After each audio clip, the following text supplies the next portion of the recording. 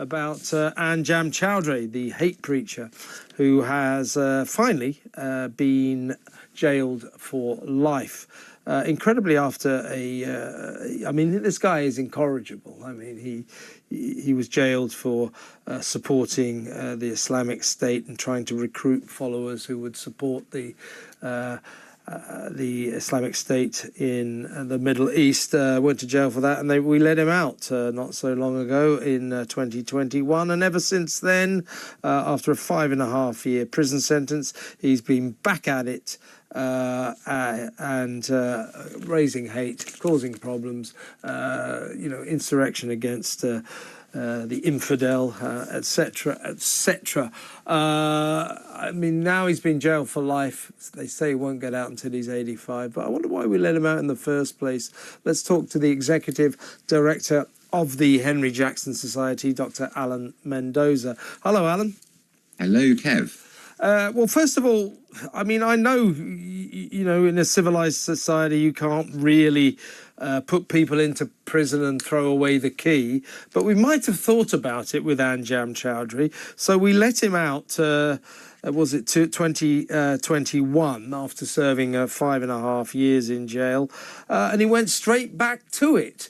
Raising, spreading hate, recruiting people towards terrorist causes. I mean, the man is a menace. He's now been sent to prison, hopefully for the rest of his life. Won't get out until he's 85. He's 57 now. But do we need to bring in some kind of way of dealing with people like him, incorrigible terrorists who will not stop whipping up terrorist hate no matter what we do to them? So in other words, next time, well, we've done it this time, but should there have been a way to give him more than 5.5 years?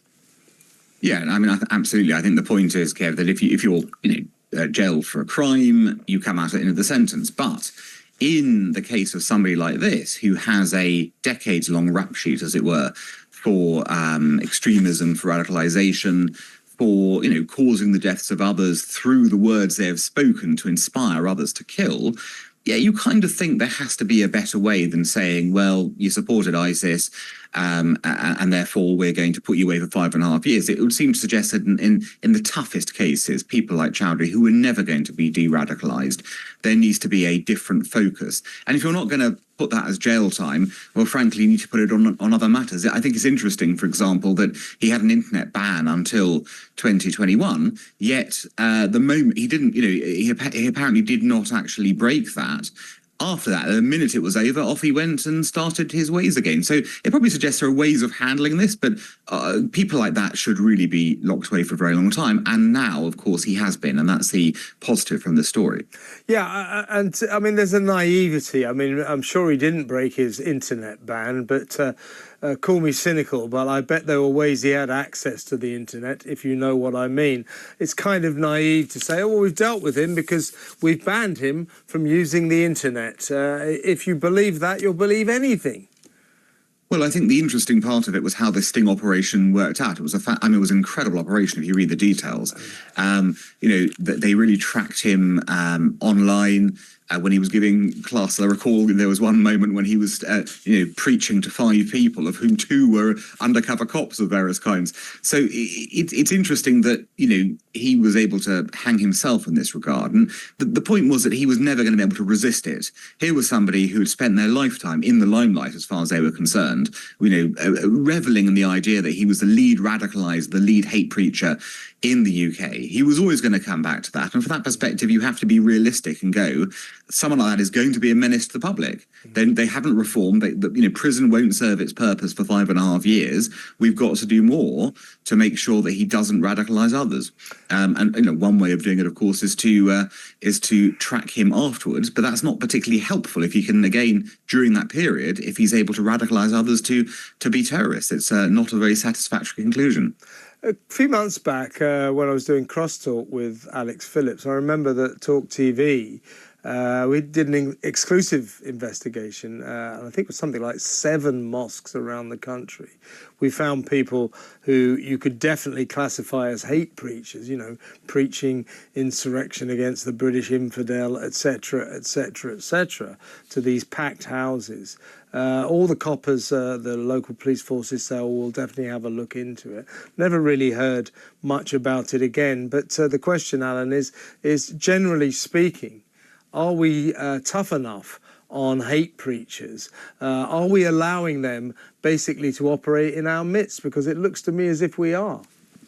No, I think this is the biggest problem of all. The biggest problem is that we are terrified of tackling hate preachers because the state is worried about being seen to persecute those of a certain faith. But it isn't persecuting people of a certain faith. It's persecuting people, if you want to use that term, who are at the very, very extreme end of a faith which has a great many different interpretations. The idea that working against hate preachers would in any way be an attack on Muslims in general is nonsense. And in fact, you'll find many British Muslims who will say they don't want to hear the hate preachers. They would like them to be cut down to size. I always recall, by the way, when I was many years ago a parliamentary candidate, I went round mosques in the constituency I was standing in, and I was struck by how many of the ordinary worshippers I was speaking to were not happy with their religious leadership, believing it to be too radical.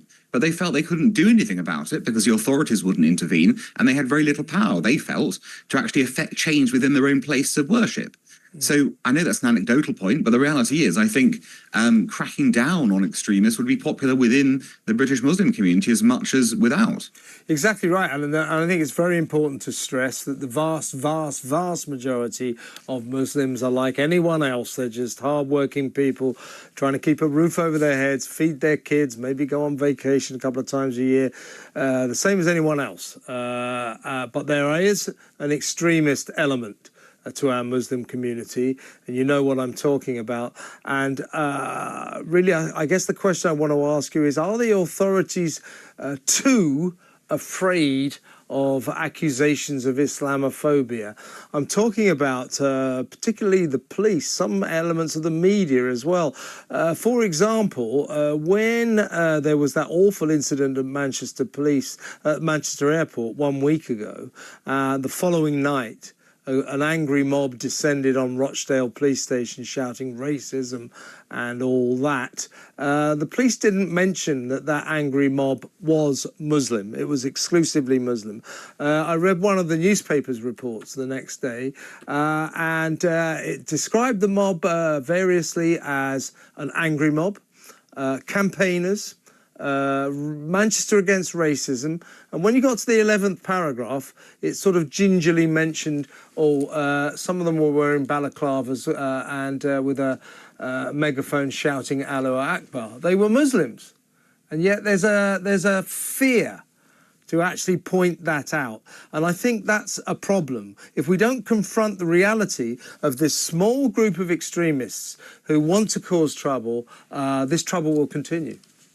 Okay, it's much worse than that. I mean, I think we saw in the last general election exactly how dangerous this becomes when you have sectarian campaigns in various constituencies being run by, in support of certain candidates, and you end up with the people who they're targeting pretending it's got nothing to do with, radical Muslims and going, it's about misogyny instead, or about action that way. It's just not correct. If we've looked at what's happened in various constituencies, we have seen extreme Islamists coming out, cottoning on to the idea that Gaza is a winning campaign and pushing a whole raft of other issues around that and directly challenging our democratic process through intimidation, through, sort of incitement to violence and all sorts of other matters. This is, not merely about, one incident or two. We're talking about a fundamental shift in this country. And if we don't get a grip on it, if the authorities pretend it isn't there, what's going to happen at the next election, do you think, Kev? Do you think people are going to mystically go back into their boxes and pretend, or are more people going to come out because they think that's a way to affect change? The only way this can be resolved is the state steps up and actually says, this is about radical Islam, not about Islam. We're perfectly pro-Islam, but we don't want radical Islam. We're going to fight against radical Islam, and we're going to make sure that the mores of this country, the customs of this country are going to be kept when it comes to elections and law and order and these factors. And we're not going to be blown off course by aggressive rhetoric in this way. And unless we do that, Kev, the next time is going to be worse, and the time after will be worse than that. We need some strong action from central authorities to hold the tide and go, we're fair people, we're going to ensure there's debate and discussion, but we're not going to allow hatred and intimidation and extremism to flourish. And yeah, we've got to confront the reality of this situation. I couldn't have put it better myself, Alan. Always a pleasure to talk to you.